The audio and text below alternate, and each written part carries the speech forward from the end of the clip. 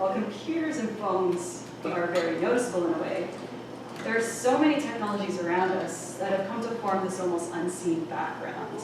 Things like forks and knives, pens and pencils, paper, cars, showers, electric light. The list is more or less endless because pretty much everything could be considered technology. It's a way to achieve a task, but we don't necessarily think about all of them unless they either break or cease to do what we need them to. And many would say that these material and these physical things are only a component of technology, or one of the things we're talking about when we use the term. So to start off with, we have a general definition of technology, which tends to stress utility, or the use of materials to solve a problem, some sort of problem. Technology is then seen as a way to enhance natural human ability, and usually in relation to either adaptation or controlling the environment around us. So clothing and axes, these are classic examples of adaptive and environment-altering technologies. Technology is then, I guess, basically an extension of our bodies, as well as our senses, and the forces that we're able to exert upon the world around us. Marshall McLuhan, better known for his media studies, likened technologies to prosthesis, or fake limbs, because he saw technology as an extension of our central nervous system, which is a very interesting idea. Archaeologist Louis Binford similarly talked about culture and the material results of culture as an extrasomatic means of adaptation to the environment, which roughly translates to, these are the things we use to survive and adapt, since we don't have the claws and the hides and the teeth that make it possible for other species to really do their thing in the wild. But technology, like many human endeavors, is not always practical or rational. For a good laugh, we really need to look up something like weird technologies or hilarious inventions, and you'll get some of the weirdest things, like belt buckles with video screens for some reason. Cameras made to look like guns, which just seems like a terrible idea. We also have solar panel bikinis, so you can charge your stuff on the go when you're not wearing clothes. And computer monitors that produce smells, which I guess could go either way, but I'm assuming there's not a whole lot you can do with that. And then this little guy right here, who's called the Kissinger, for all of those people who want to send kisses long distance, or just maybe want to make it with an egg.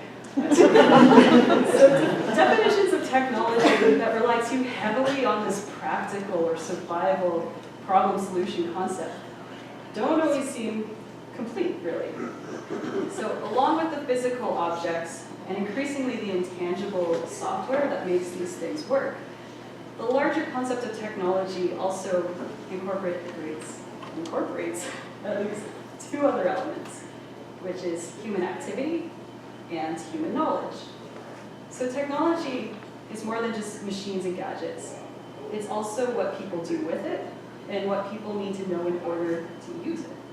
So to elaborate a little, human activity, really, there are varying levels of skill and involvement when making or using technologies, but human action is involved. Accomplishing a task, as you know, through technology requires a series of tools and actions.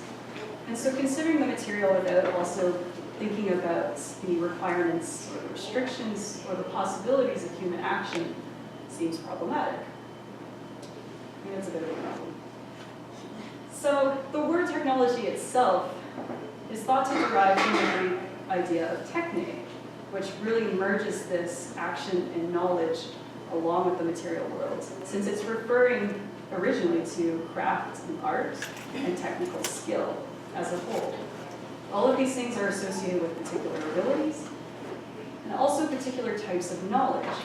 So the original meaning then is about human ability to make things, to do things, and factoring in that technology requires human knowledge.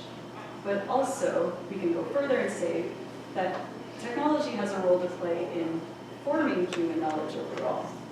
So one of the big guns of philosophy of technology is Martin Heidegger, He is notorious for being a very difficult read, so he's incredibly interesting, but I wouldn't suggest it unless you're really feeling up to the task, because he is, I don't even know, he's hard to read.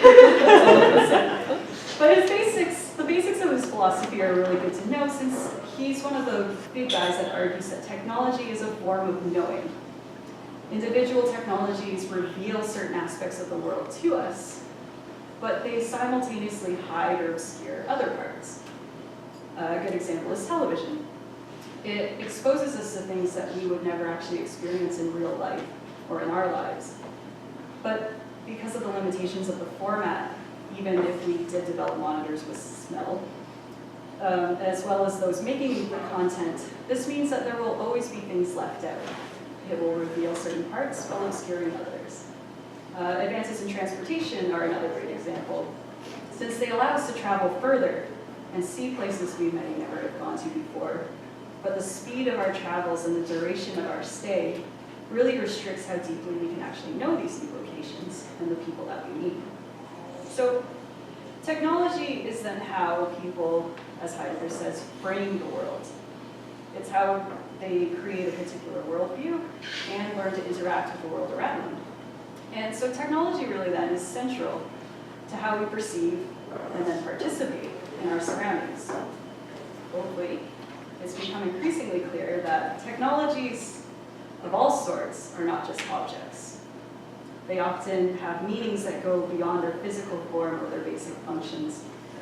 And technology really mediates our experience with the world. It influences how we interact and relate to each other, other objects, as well as the environment overall.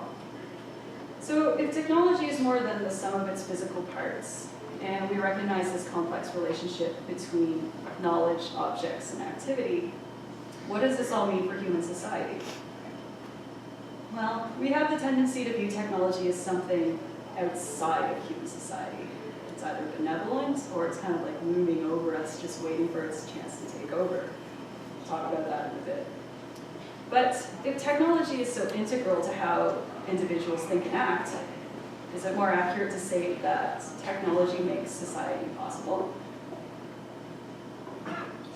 Perhaps, but at least we can say that technology is thoroughly social because it's deeply embedded in the context of human society. As sociologist of science and anthropologist Bruno Latour has said, our social lives require the participation of non-human things, such as machines and animals and other objects. In some cases, it's just in a very practical way. Things like cell phones and Skype, they now make interaction possible over varying distances. But the technologies we use or decide not to use can say a lot about us, so communicating on a whole different level. Technology holds meanings that are made by people. They're socially produced. So which cell phone you have now and how you use it sends signals to other people. Some are intentional while others are not. But things like, do you have the latest model? What does that even mean? We do read into these things. So the technology we create and use cannot actually be separated from our needs and our desires and our passions, because why do we make these things in the first place? So removing people from the picture leads to what we like to call technological determinism, which is a very long way of saying our technology is in charge.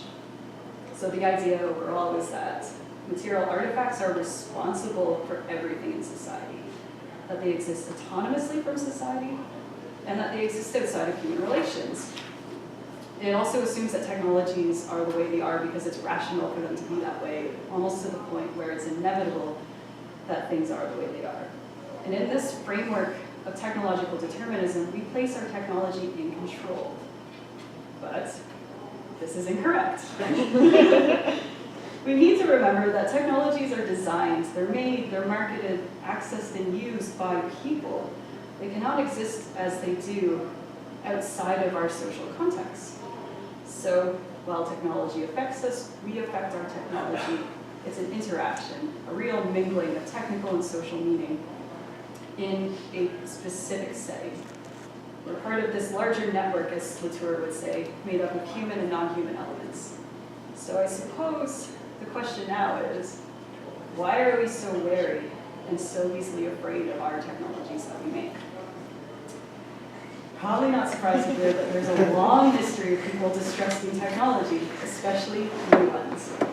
So some of the early and clear documentation we have of this comes from the Industrial Revolution in Europe, sort of where it really begins, sometime in the 1760s. So technophobia became very real, and while it's often spoken of as being an irrational fear, there were entire communities and societies who saw advances in, particularly industrial technology, as a threat to their cultural and ideological worlds, as well as their social and economic well-being. So one such group was the Luddites, who you've probably heard of at some point. Has anyone ever been called a Luddite? Yeah. There's actually a lot in the academic world. But yeah, so the Luddites are one of those groups that are synonymous with being opposed to technological advances. They were an English textile worker group that thought the labor-saving technologies like power looms and spinning frames were threatening the livelihood of textile artisans, so people who specialize in textiles, but also the relatively unskilled and low-wage workers that made the mill run. These are the people that are famed for smashing the technology they hated as a social statement, which I'm sure we've all wanted to do as kind of restrain ourselves. So for a lot of us and for many others, the sentiment of the Luddites and other anti-technology groups never really went away. And after World War II, the actual fear of technology and what people can do with it dramatically increased. War technologies like the atom bombs dropped in Japan, the space race, medical research advances, the nuclear proliferation of the Cold War made the world stop, and we really started to wonder about the destructive capabilities of people and about our place in the wider universe. So these times continue to have a significant influence on us today, whether we're aware of it or not, because a lot of these fears were communicated through popular avenues. So this is when science fiction boomed, and it gave everyone a vision of hopes and dreams for the future, like in The Jetsons, which first aired in 1962. But more often than not, it voiced the disquiet that many had about the direction of technological developments. So aliens were dropping in from outer space, robots were rising against their masters, radioactive monsters like Godzilla were all coming out and teaching us about humanity in the modern age. So this is where I can talk about robots for a while. So my title wasn't a complete lie. These robots, they take this sort of central place within our collective mind in Western society in particular when it comes to the dangers of technology. Robots, androids, and cyborgs, these are really the poster children for human folly in the future. And we rarely come out on top in science fiction scenarios involving these characters. And I think Isaac Asimov is the one who really claims the ruling position in this discussion, and a large part has to do with how we think about all of these things. So even if you haven't read any of his books, you probably are familiar with his work, especially the ones about robots, like iRobot, which was a movie at some point too. It's all over the place. And he's credited with a lot of other influences on media and popular culture. So he's credited with the idea of positronics, which gives robots a form of consciousness similar to humans. So Star Trek actually paid tribute to Asimov with Lieutenant Commander Data, who is an android equipped with a positronic brain and other things that made him seem human. So he developed emotions at one point. He also had the ability to dream, which raises Philip K. Dick's question: do androids dream of electric sheep? The film version of this book you may be more familiar with is called Blade Runner. It was a great movie, but who's David Spot? Okay. He also developed, you may know, the 3 laws of robotics. So these were intended to serve as safeguards for the robots that were no longer under direct human control. The laws are in a number of movies and cartoons, comics, books, video games, to various degrees. But most times when you're dealing with robots, the 3 laws will come up, and this is all Asimov. So you see things like Mega Man, Star Wars, even in The Simpsons, sometimes even in Terminator and the Halo games.